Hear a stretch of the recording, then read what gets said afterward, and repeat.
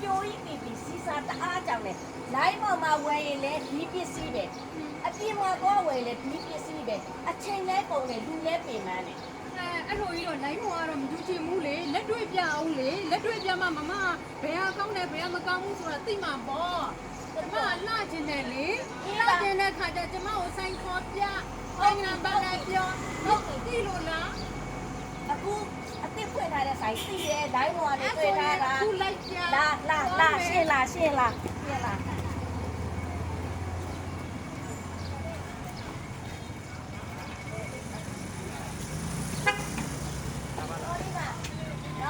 ဒီဆိုင်လား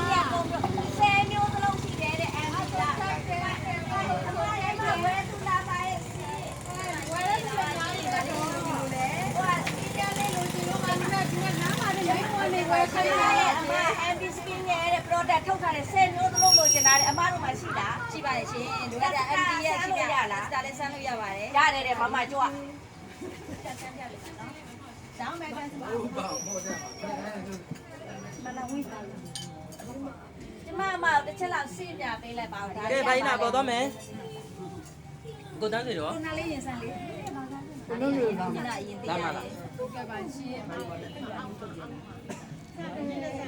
တာတခါရလာကိုဘိုင်းပဲစိတ်စိတ်လေး တုံနာလေးချမ်းအေးဟုတ်တယ်ဆွဲချလိုက်သူကဟိုခုလိုမျိုးအတွဲလိုက်လေးပါ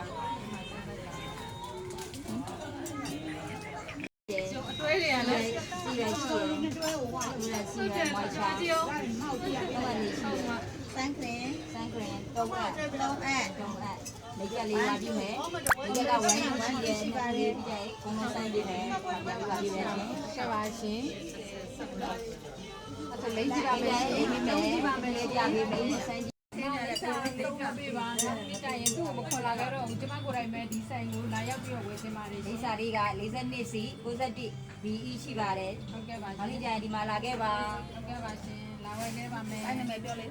ဆိုင်နာမည်ကဒေါ်ဝင်းဝင်းမြတ်ပါလိပ်စာလေးထပ်ပြောပေးပါအောင်လို့42စီ61 BE